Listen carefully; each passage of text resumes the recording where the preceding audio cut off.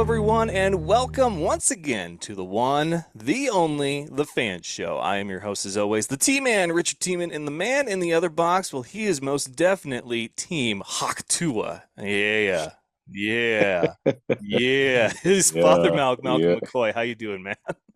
I'm doing great, man. I'm doing great. Always glad to be here, man. About yourself? It's funny. I don't have a TikTok, but I Hmm. have Instagram, Facebook, X, Twitter, whatever the people want to call it now. And I Yeah. swear it doesn't take much for me to somehow miss something. Like I didn't know about the Harrison Butker thing until people started Hmm. making fun of the Chargers schedule release video, which had him in the kitchen, and I was like, "Why is this such a big deal?" So then I have to like an old white guy Google it, like, "Why is Harrison Butker in the kitchen funny?" Literally, probably just a phrase like that. And so Yeah. all of a sudden, I start seeing these memes of this Hawk Tuah girl, and I'm like, "What?" Now that's on TikTok, and so I'm not on Uh-huh. there, but I feel like there's a lot that it doesn't that I miss, and it doesn't take much for me to miss it. So I will get Hey. caught up. I will try to get in sync with the world of pop culture and whatnot. But Uh, yeah, I watched that video. Hilarious interview. It's just like I think she's already got merch and all this stuff, and probably a whole lot of DMs that she's got to try to filter through. But I can imagine, man. I can imagine. Don't feel bad though. I'm right there with you, man. I feel like my younger brother reminds me constantly how old I am. Because I mean, I really just, as far as like just extracurriculars, I'm on Hulu, Netflix, and Instagram. That's it. I don't really do too much anything else. TikTok for sure, that. But I miss everything too, man. So you're not alone on that. all right, fair enough. Well, this is episode 493, and we're going to recap Mhm. week 15, which there was a lot that happened, and then a lot that kind of you expected, and some not so much as far as the happenings. But first, we want to give a huge shout out and thank you to our fans. We have been approved for credentials to go to the IFL National Championship game in sunny, sexy Las Vegas in August. But now the question is, how do Malk and I get there? And so Malk put a poll out there if we were to do like a GoFundMe, would you guys want to contribute? And the reaction has been awesome. So clearly, Malk, they want to see us at the championship game. And we will post a link for the GoFundMe once we have the numbers crunched as far as what's it going to take for Malk's flight, my flight, and then Hmm. hotel. And we'll do like, a ballpark of a per diem for food, in and out specifically. I'm not going to church it up. Like it'll be a lot of in and out burger for me, but no booze. That's a no for uh, funds like that on a business trip.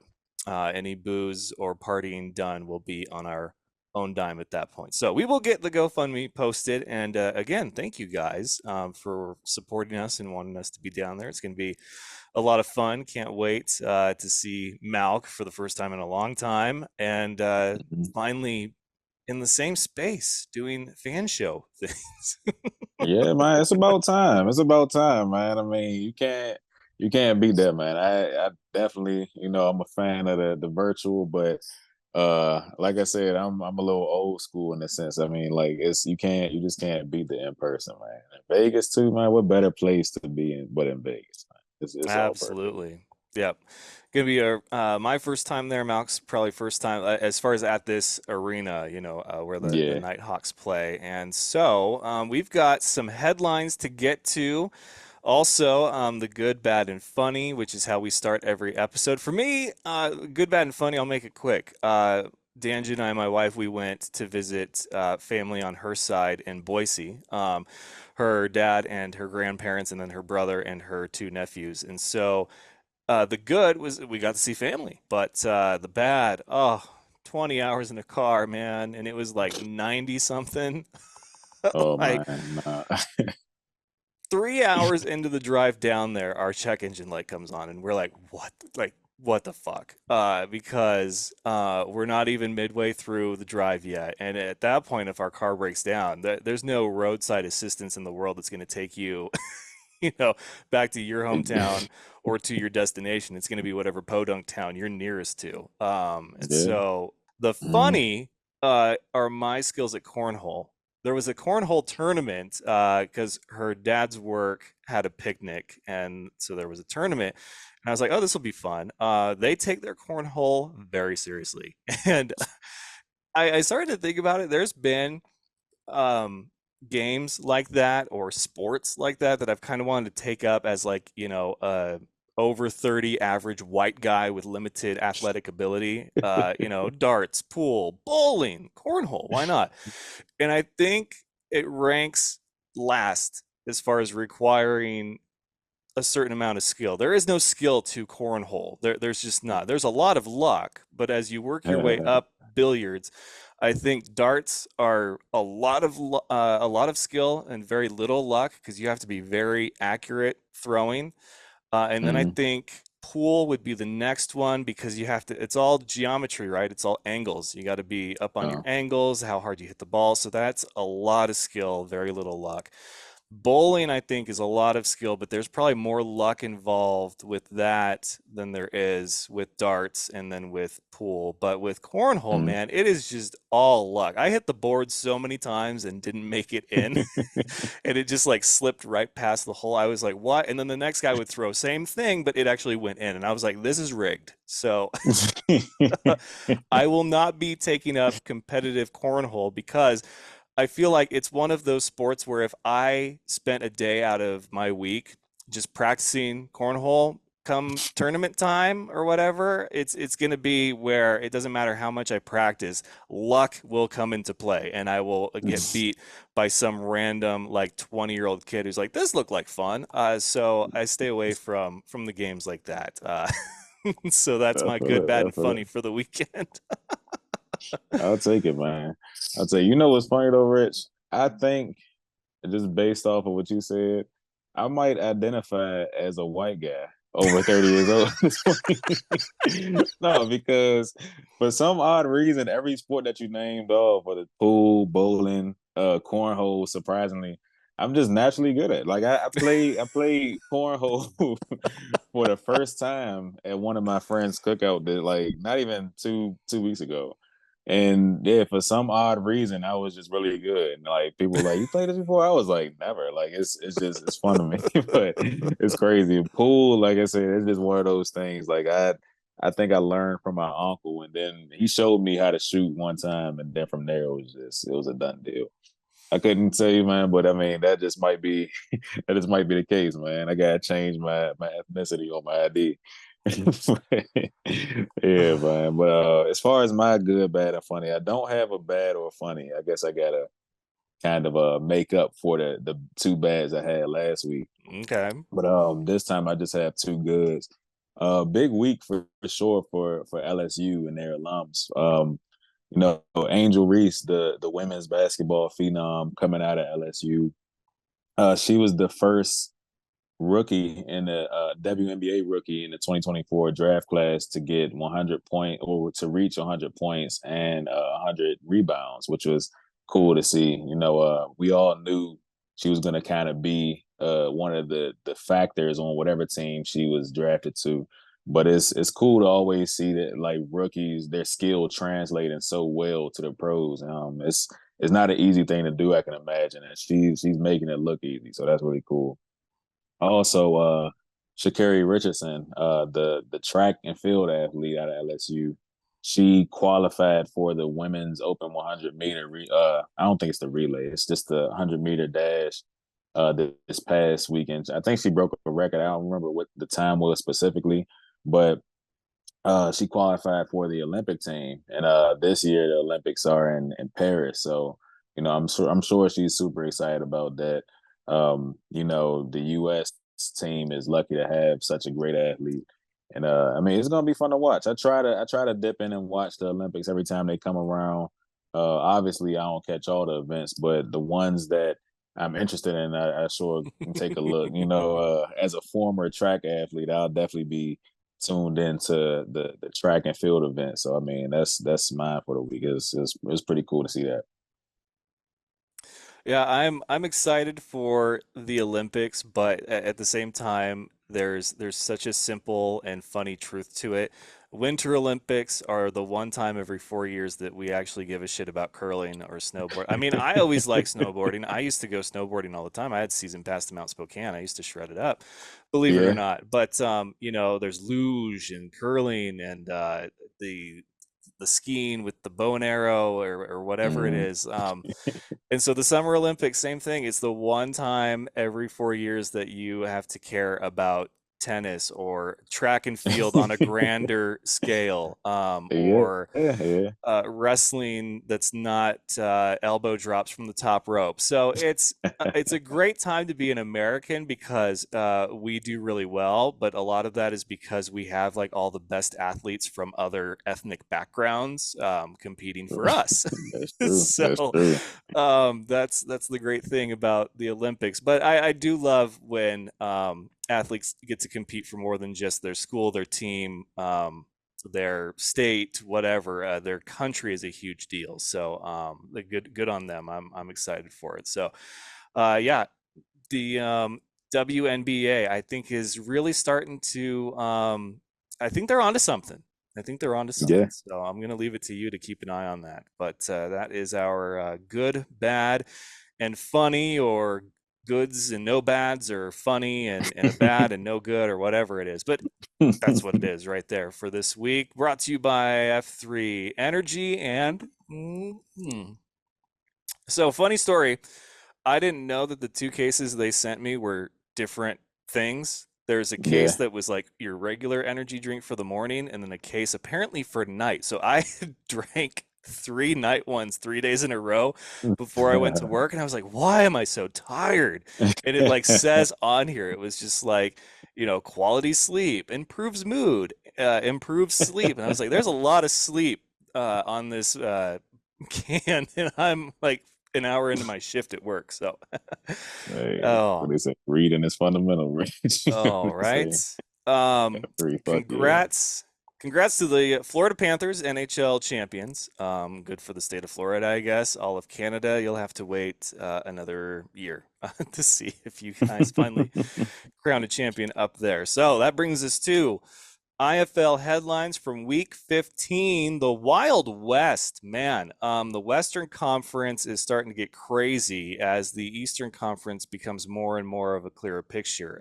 Frisco locks up the second playoff spot with a win over SF 55-40. But our good friend David, who's the photographer for the San Diego Strike Force, posted this in one of the IFL fan groups, and that is that there could potentially be a five-way tie for the top spots in Mm, the Western Conference.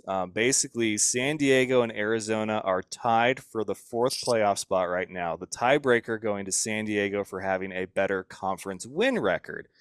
And then there are two big games, Bay Area and Vegas, and then Naz and San Diego. The only thing that is certain right now is Bay Area must win two games to clinch first place in the West. So there is a lot that can happen. There was a lot that did happen this weekend in that regard. So before we get too far into the West, the Blizzard lost to the Wheelers, just like Malcolm predicted, snaps a 6-game winning streak. And so now mm. the longest active winning streaks in the league are back to back games by, I think, 4 teams, as I posted with the power rankings yesterday. But, I think we all kind of felt that was going to be the thing to happen, was Quad City coming out because they knew that their postseason lives depended on beating the Green Bay, Yeah. and with a Green Bay just locking up their playoff spot, and now seeding is all they have yet to determine, then it was kind of ripe for the taking. But Mm-hmm. now, apparently, I have to pick against Quad City for the remainder of the season. I can no longer pick Quad City to win any games. I cannot believe that became a Hey, thing over the weekend. Um, the rich curse, man. I told you. So uh, 37-27 was your final there. Good job, Wheelers. And then we've reached the point, Malcolm and I, in the season where we're not going to focus too much on games where the outcomes were either what you expected or the matchups were irrelevant as far as the postseason stuff. So Bay Area over DC 34-32. I think we all expected that, and probably not to be so close. That was Yeah, way yeah. closer than I think a lot of us thought, but Bay Area still gets the win, and that's the important thing. San Diego over Tucson 41-40. That one also very, very close, a little too close for Hmm. comfort. 19-28 at half Tucson. So they've got some second half stuff they got to figure out before the season's over. And then Tulsa over Iowa 54-48. And that means Tulsa now has back to back wins, and they are still in it. They're still in the postseason picture as far as that fourth or even third seed, because Mass did get their win over Jacksonville 44-30. So that pretty much knocks the Jacks out. Mass is going to look to tighten up their grip around that third seed, but Tulsa not completely out of it yet. So switching gears to the West, Vegas beat Arizona 55-50. Huge win for Vegas. They were in Very. a rut, but now they seem to have snapped out of it. They are also back to back win streak right now. The last one was, I think, Duke City, which we all kind of expected, but tough one for Arizona for sure. Dalton Snead had a great game, but it wasn't enough. And then the game of the week, you and I both talked about this. Naz defeats San Antonio 74-68. And this one I love because it's exactly what you expect from two teams in the playoff picture at this point in the season. This game was it came down to two things. So in the second quarter, there was a turnover on downs for Naz, and then San Antonio marches down the field and scores. So they go in at Hmm. halftime with, I think, an 8 or 7 point lead.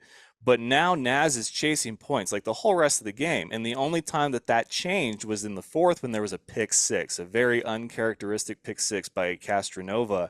And now Hmm. they're chasing points late in the game, and they had chances to tie it up and then potentially win it, but unable to do so. It's kind of crazy. We talked Sam up so much last week about being in the MVP conversation. It looked like a few of his throws there at the end were just a little too high. So we'll see how San Antonio does. Both teams needed the win. Naz got the win. And so now I wonder if San Antonio's playoff hopes have gone from kind of 50-50 to slim to none with this Right. loss. But Malk, there was a few games that you took note of. What do you have for us from Green Bay and Quad City? Yeah, man, that was a fun one to watch for sure. Um, Two teams that, like you said, are very, very competitive. I kind of figured, like we spoke on last week, that Quad City would have that edge only because they're still looking to secure their postseason, run, if you will. But all the same, Green Bay competed. Initially, what kind of stuck out to me, the game certainly wasn't in Green Bay's favor. You could see the just the disappointment on Coach Roberson's face. You know, the first two offensive drives, Quad City came out and scored, put points on the board. I think now I'm certainly a Judd Erickson fan, man. He was slinging it, man. And what's the guy? I want to say Karan Ashley. He one of those young receivers that Rudd mentioned when we had him on. Definitely a difference maker, man. He pulled a hat trick in the first half with 3 receiving touchdowns. Great athlete, and certainly somebody who they're gonna have to look out for in the postseason. I'm sure he's one of those guys who, like I always say, they catch fire at the perfect time because I want to say he got his fifth, sixth, and seventh receiving touchdown this past week. But other than that, he's kind of been what a lot of people would probably call like a pedestrian receiver. He's doing what he's supposed to do, but nothing really stands out to a defensive back end.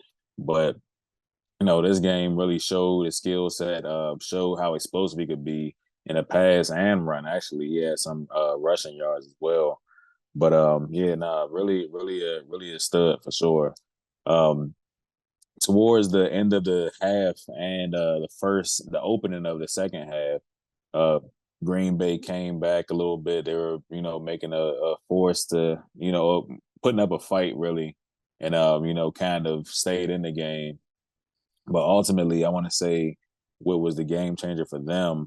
They had a few key penalties that took them that kind of worked in Quad City's advantage for a team that's hoping to make some noise in the postseason. You can't penalties are a killer, man. You can't have that. The best teams aren't always the most skilled teams. They're the most disciplined teams, and if you're not disciplined in the postseason, then a lot of teams are going to exploit that. All the same, man, I can't take away from Green Bay. Played their asses off. They sent me a little gear, so I mean, I certainly can't be upset this time. But yeah, man, Quad City, big ups to them because they earned that one for sure. Yeah, they did, and that is going to make things a little clearer, like I said, when it comes to the IFL playoff picture in the Eastern Conference, because that one I think was going to get locked up first. We just didn't know how soon. In fact, if you look at the standings right now, so Quad City 6-6, number 4. Mass 7-6 at number 3, but Tulsa with that win puts them 2 games behind Mass and only one behind Quad City. I mean, you could say Iowa's, well, they're 3 back or whatever, but Tulsa's win over Iowa, I think, kind of meant a little bit more as far as Tulsa still being in the mix than Iowa, because the tie would go to Tulsa anyway if they ended up finishing with the same record, and somehow Yeah. being both in the playoff picture. But the West, man, that is going to be a mad dash for those playoff spots. Apparently, all of them, all 4 in the West. But yeah, good on Quad City. We didn't have a chance to go back and watch the Vegas and Arizona game because I guess there was probably copyright issue. The broadcast was not good. You could see it all over the comments. So they advertised that they had a broadcast team there. And I don't know if that was for the caffeine TV or what, but I checked a few times while we were, visiting family just to kind of see what was going on. And it sounded like the guy who's on PA duty was plugged into the YouTube broadcast. So you heard music and then you heard like what had just happened. That's a first down for blah blah blah. Put your hands in the air. Whoa, whoa, whoa. Like you just don't care. And I was like, okay, what's happening? And this is where the championship game is going to be. So there's a lot of concern around that. So I guess that could be Malk's bad, because we would love to go back and break that game down for you guys. But we're 15 weeks in, and the venue that will host the championship game had a not great broadcast, and that's putting it politely. However, on a much brighter note, whoever is running Vegas's Twitter account deserves a raise. I'm going to throw this tweet up from the weekend right now. So the Vegas Nighthawks tweeted or X'd, is that how you say that? I don't know. I don't care. Says to the visiting Rattlers fans booing every penalty marker they don't like, we have a present you may find helpful, and it's an image and probably a link to the 2024 IFL rulebook. So that was hilarious. That made me laugh because people think that it's just me that has like an issue with Arizona and the fans or guy or whatever, and it's like clearly it's not just me. Like if another Yeah. team has to tweet at you about the rule book or whatever, I think it's pretty well known throughout. But anyway, that is our Week 15 IFL headlines and recap. But first, some notable performances. Jimmy Robinson with Mass. They ran all over the Jacksonville Sharks. 17 attempts for 109 yards. Only one TD, but still, that's some great work on the ground. Then we had Josh Jones of Naz, 19 of 25 for 222 yards, 6 touchdowns through the air, no interceptions, and 2 TDs on the ground. And finally, TJ Edwards, fantastic footwork once again. 16 attempts for 109 yards or 104 yards and 3 touchdowns on the ground. So the teams that need to be taking care of business are, I know there was some close scores and we were surprised by some of those, but if it's a W for you at this point in the season, that is all that matters. And so that is our look back at week 15. Week 16 should be no shortage of entertainment. But first, it has come to the portion of the show where we are going to welcome a very special guest, a member of one of those winning teams in the mix for the West. That's right, ladies and gentlemen. Joining us now from the Northern Arizona Wranglers, fresh off their big win this last week over the Gunslingers. He's a member of the defensive line, Mason Newton. Mason, welcome. How you doing? I'm good. Appreciate being out. Yeah, man. I'm sorry for the delay. I know we had to shuffle some schedules around. You had an Yeah. interview. I was actually an extra in a town 3 hours away for a show on TV. Can't say too much, but being in Montana, it's kind of a big deal around here. Okay. So that's all I'll say. I was an Love extra that. on TV today. But anyway, welcome.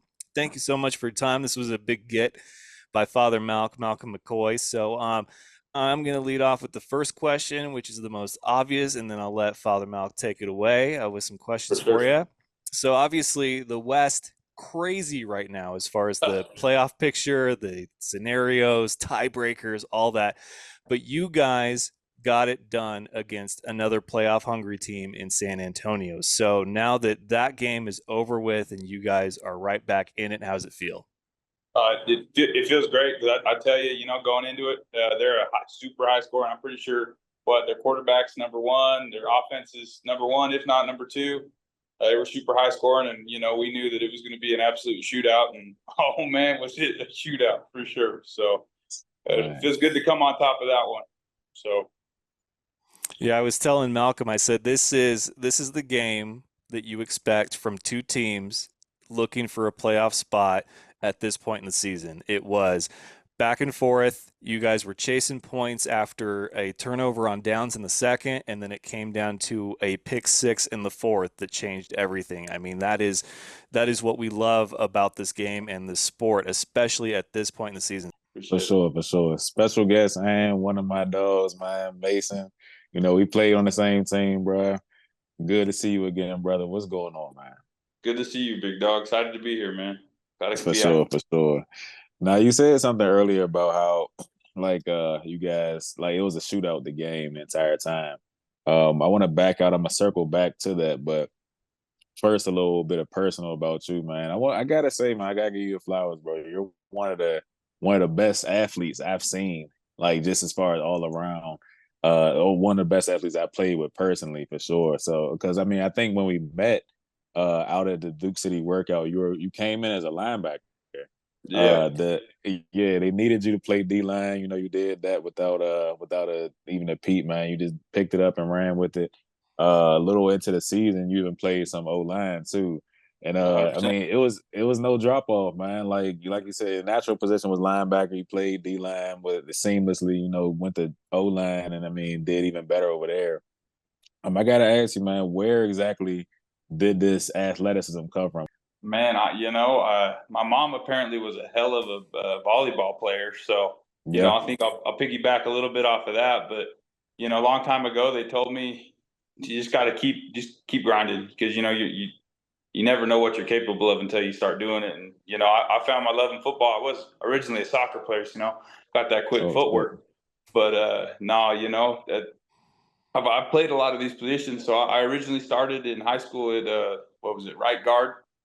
Yeah. Started freshman year, so I played right guard, so I had a little bit of offense behind me, and then got to play linebacker, running back, tight end. So I've played a little bit of everything, but it's just staying hungry, I guess. High That's motor. cool, man. And that's what's up for sure. Because I mean, I think, and I forget who it was. It may have been Reese who used to say it all the time back at Duke City, but he was like, it's not necessarily about who can play their position the best. It's who can do the most for their team, and you definitely do a lot for the teams that you've been on, man. I've been watching, so I mean, I congratulations appreciate on that. that for sure, man. Like I said, circling back to San Antonio, how did you not make the task too big or overwhelming for yourself and like the rest of your teammates? Well, I know we thought they were going to kill us on the air, so originally we came in ears pinned back, ready to go get that pass rush, but Yeah. they ended up killing us on the ground for the first little bit. So we had to, recollect ourselves, readjust, take away the run game, and then, force them to play, force them to pass with us, force them to keep that, score after score, possession after possession. So uh, it was a hard one to rally, that's for sure. But, we got it done. We got a young team, and, they are hungry. So I'm excited for what we can do coming up. We got another tall task this week too. So Yeah. You been one of those guys who aren't quite vetted yourself, but you do have a lot more experience than a lot of these guys. How has that been for you, like kind of taking on that leadership role and leading the younger guys? It was a little rough because I came mid-season. So, after the AFL kind of went belly, I ended up Yeah. coming. So it took them a little bit to adjust to me. But now that, they're starting to understand, oh, okay, he's been here. He kind of knows what's going on. They're starting to listen to what I'm saying, starting, kind of piggyback off of energy and other things like that. So, I'm not a very loud spoken guy. So it's hard for me to do that. But try to just lead by example is my biggest thing. My questions are along the lines of, where we are in the season and how much we still have yet to determine with such little of the season left. So, do you even know what the scenarios are right now for you guys? I'm gonna be honest. It's a pretty large math equation, but nobody on the west side's clinched yet. So anything's Yes. possible. Yeah, Yeah. so there was a post in one of the fan groups where there could potentially be a five-way tie, and it could come down to, I think, the third tie-breaking scenario, which is just a nightmare at this level. I'm just going to let you know that right now. If it's not head-to-head, you might as well just be like, really? Oh, But I can imagine. you know, Bay Area is the only one really that is sitting a little bit more comfortable than the rest of the teams in the West, because if they win two, then they've locked it up. They're done. But there's still a chance then mathematically for you guys in the third spot right now to come and jump up and take that first spot. But I think for you guys, it's probably what's right in front of you, because you went and lost to Arizona, and in that week went from the third seed to out of the picture entirely. And now with a win over San Antonio, you're right back into the third seed. Like, I don't know how you guys do it, but just from you to us, at this point in the season, mentally, emotionally, physically exhausted, and to have that kind of swing from week to week, like, how are you guys keeping it together?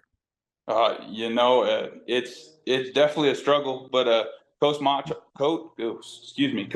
always preaches, got to put hay in the bar, got to do your work every week, got to be prepared, got to be ready for the task. And we got San Diego up this week, we had San Antonio last week, so we put the hay in the barn and we just finished the game. We went out there, played ball, we got it done.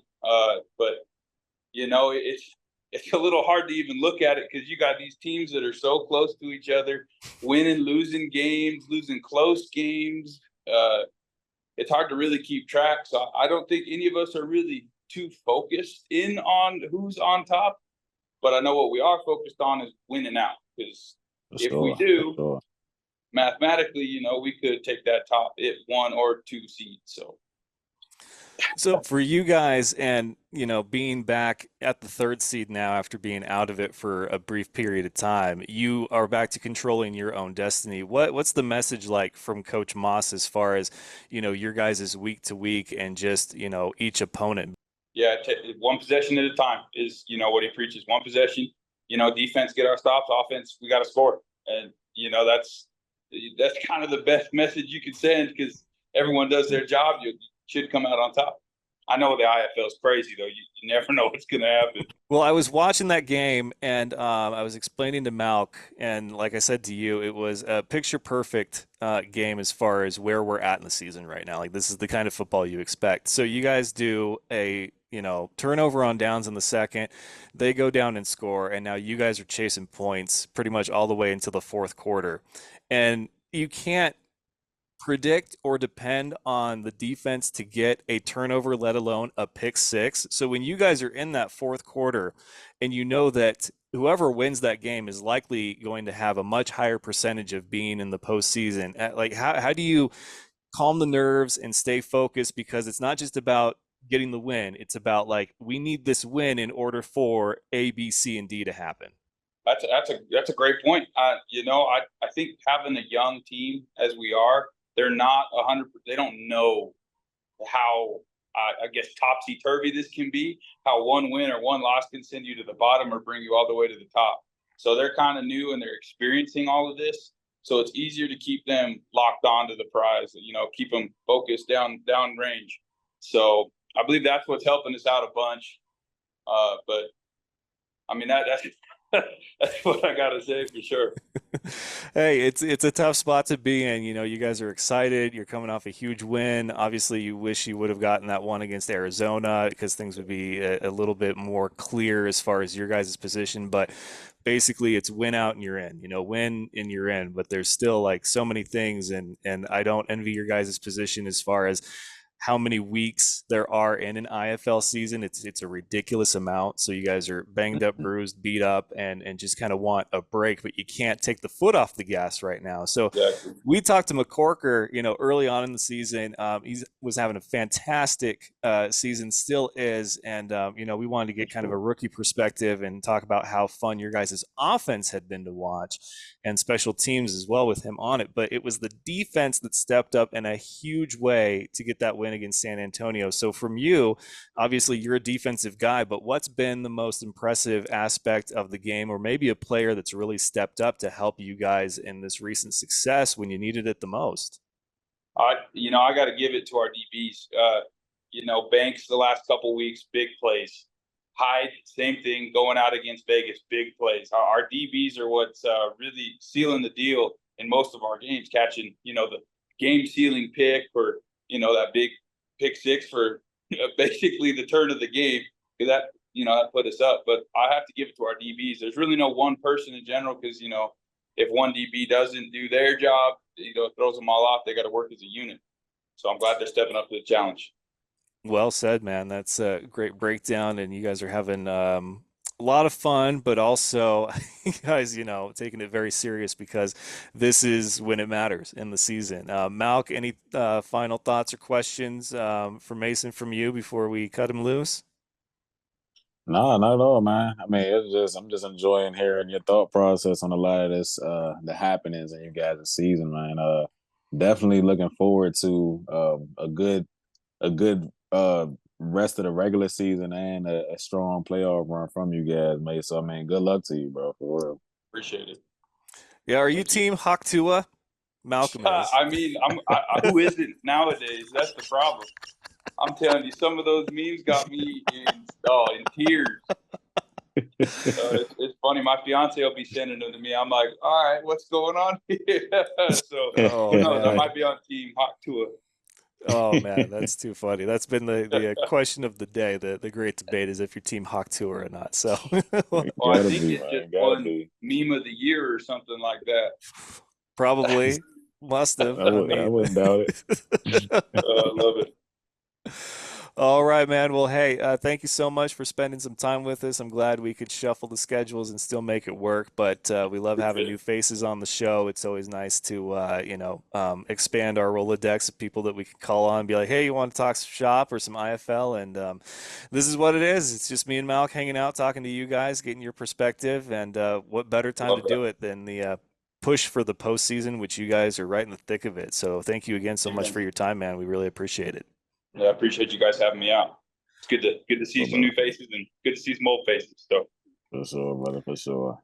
All right, so one more time for the man in the trenches, defensive lineman Mason Newton of the Northern Arizona Wranglers, who right now control their postseason destiny, currently number 3 in the West. Can they keep it up? Well, you got to tune in each week to find out, but we wish them the best of luck. Safe travels for your remaining games, Mason. But again, thank you so much for your time. We'll talk to you next time.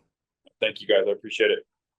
All right, and one more big thank you to Mason Newton of the Northern Arizona Wranglers. Like I said, it's going to be a lot of fun to watch how this season finishes out. Just the regular season, and then we still have the postseason, which is crazy. And I'm sure that Man. if we do have pick'em, the punishments are going to be that much worse for playoff fan show between me and Malk. But all good things must come to an end, and my winning streak has done such. Thankfully, with no help by Arizona.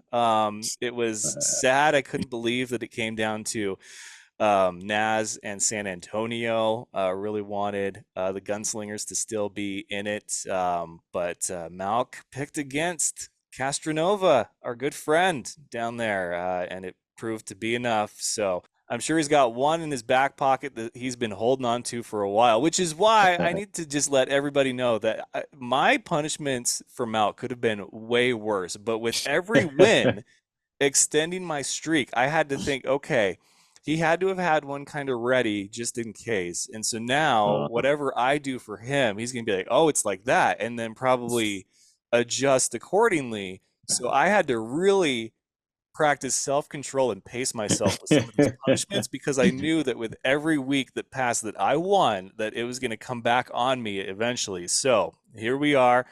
We will get to Malcolm's punishment for me after our picks. But mhm. right now, we've got week 16 to predict. There are no Friday games once again. So we'll have a Super Saturday, and we start off with the Frisco Fighters and the San Antonio Gunslingers. And Malk, since you won last week's pick'em, why don't you tell us who you think is going to come home with the victory in this one? Man, this is a great game, man. Mm-hmm. It's hard to say. It's really hard to say, especially with both teams playing at top form right now. But I gotta go with the hot hand. Frisco just came off a debut and they were looking damn good, might I add. So like you said, TJ Edwards just came off a great rushing performance, one of many this season. So, I'm sure he's ready to, continue and just carry on where he left off from this past week. So I'm taking Frisco in this one. And I am going to take a page out of your book and Yeah. disagree because Frisco has locked up their playoff spot. So, like how you Okay. picked Quad Okay. City last week against Green Bay after such an event, San Yeah. Antonio is literally playing for their playoff lives right now. I said they needed to win the first three out the gate. They got two out of those three. I don't think Yeah. they're quite out of it yet. This is do or die for them. If they Oh lose, yeah. like I know it's not a conference game, but it is a big deal. Like you have to keep pace with the other teams with only 4 weeks left. So this one is everything for San Antonio. They win, they're still in it. They lose, they're out. Like plain and simple. So I will pick San Antonio. Malcolm likes Frisco. We're off to a great start so far. This one, a battle for who wants to be last in my weekly power rankings. The Tucson Sugar Skulls taking on the Duke City Gladiators.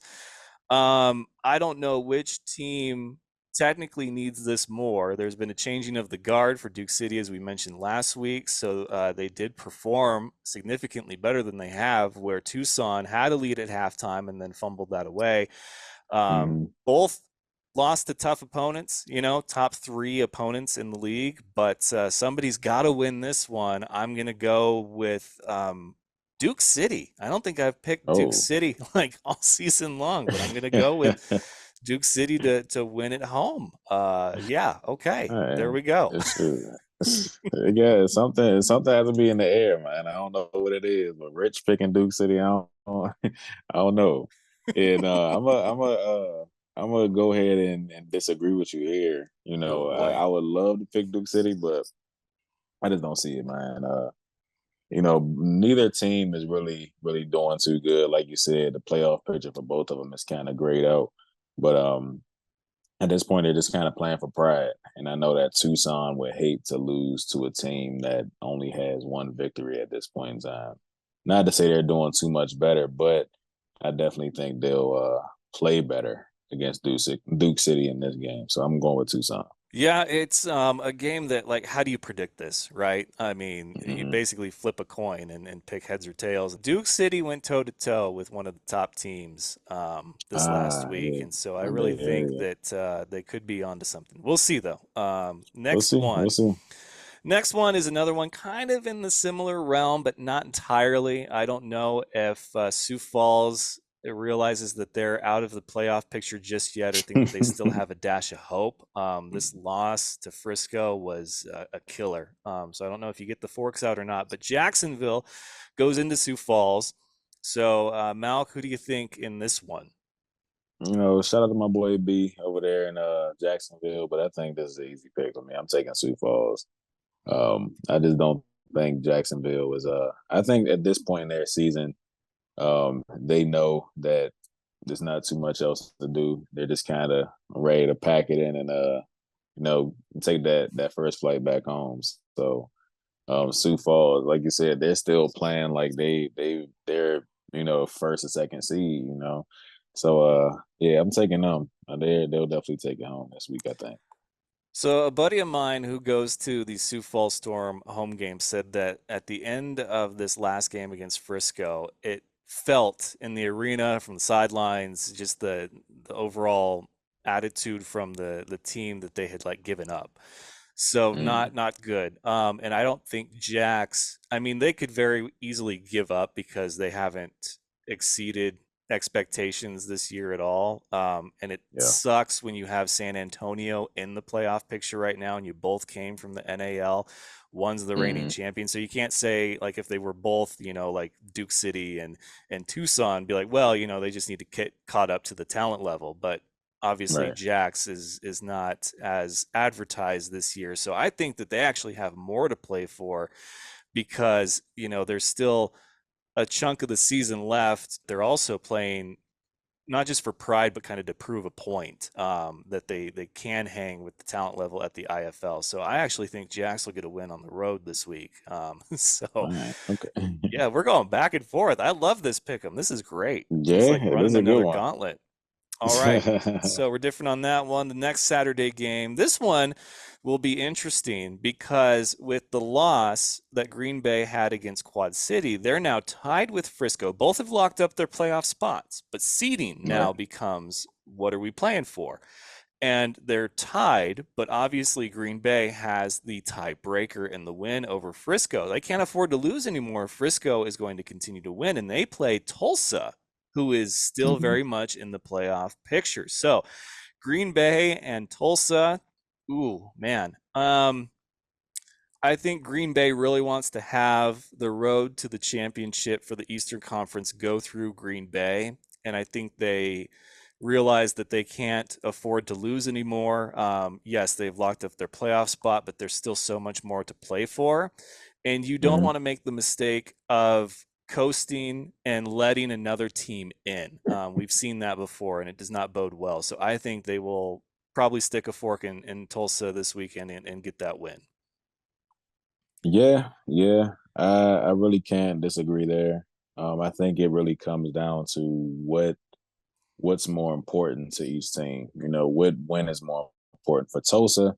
Like you said, they're planning to still make it into the playoffs.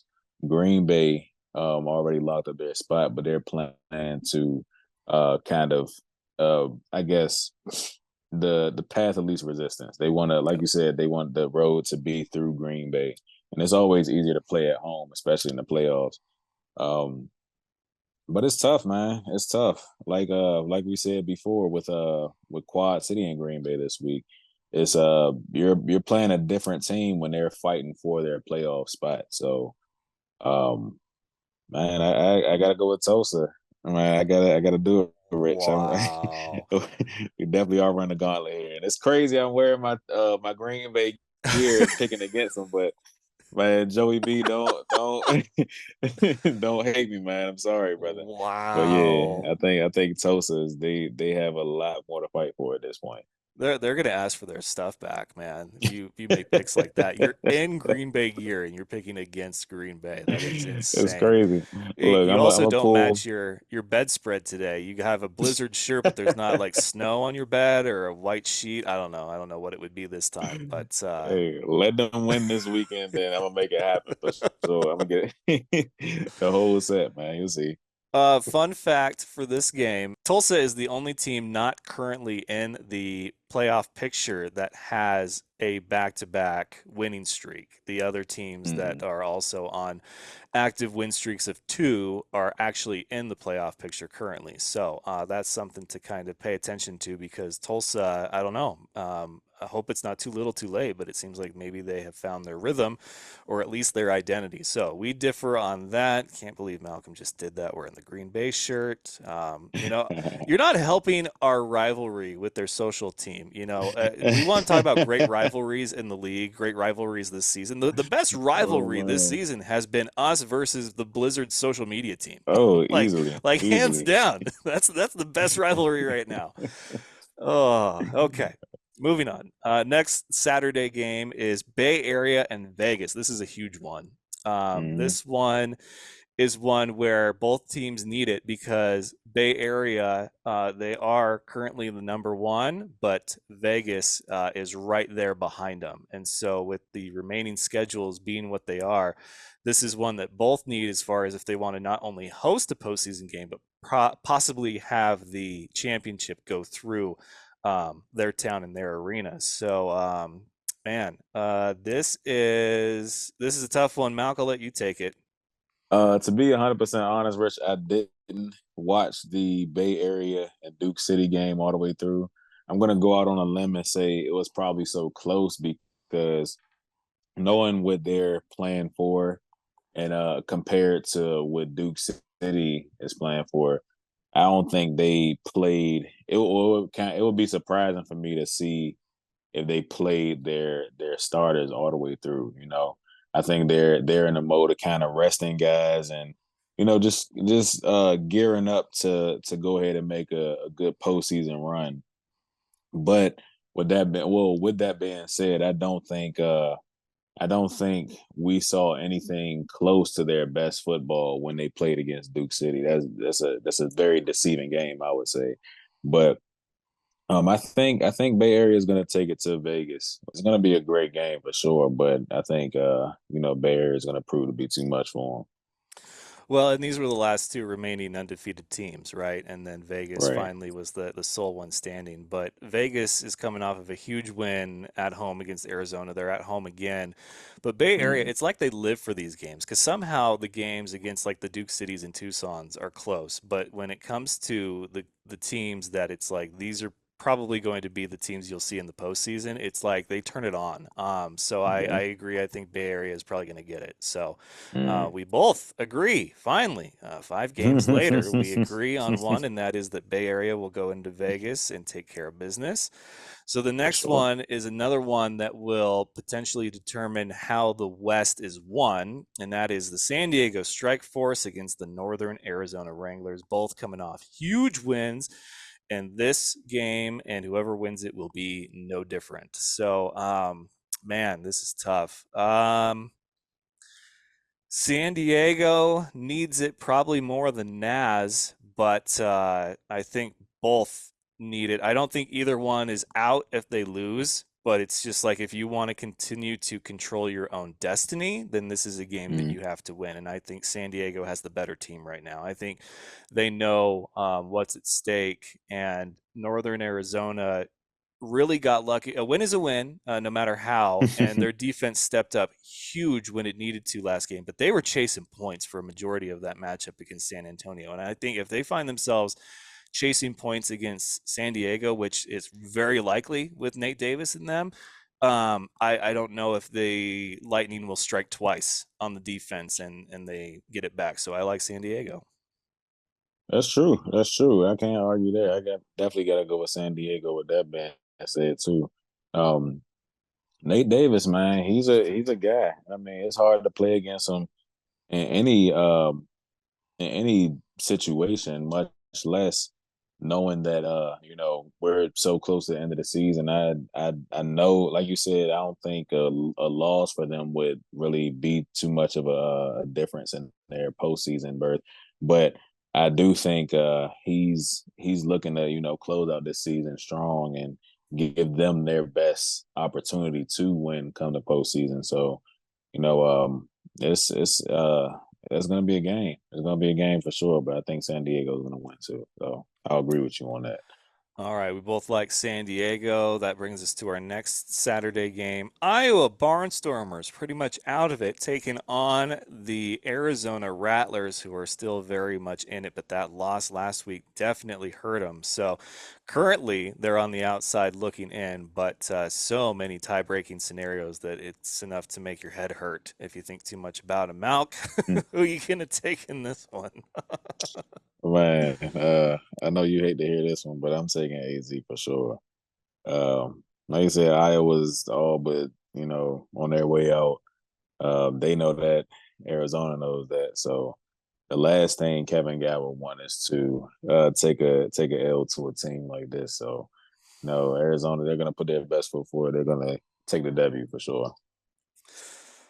Oh, I've played this through my head so many times, and there's just nothing I can think of that makes me believe that I could, logically pick Iowa and have it make any semblance of sense. So I will pick Yeah. Arizona reluctantly. So that's all I have to say about Could that. So we both pick Arizona. Okay, moving on. And that brings us to our Week 16 finale. There are no games on Sunday. Interesting little Mhm. tidbit there. But Monday is how we close this one out. So we probably will record on Tuesday again. But Quad City, the Steamwheelers taking on the Massachusetts Pirates. This was a huge win for Quad City earlier this season. It said a lot about Mass because you and I were curious about, how good they would be against tough opponents. So this is very much one that both teams need, but not necessarily for like their postseason fate, because you're looking at the number 3 and 4 for the Mhm. Eastern Conference playing each other. But I think Quad City really needs a back-to-back win for a change, because since like week I don't know, but like 5 games ago, Mhm. Quad City has literally been win loss win loss win loss win. It's crazy. So I think that they really need to finish strong this season, and it starts in Mass. I just don't believe in Mass right now. I think it's their playoff spot to lose. Quad City is going to come in hungry. They're going to come in focused, and I think Quad City is going to get the win. Yeah, I And like that that. being said, that means that per our deal, I have to pick the Massachusetts Pirates.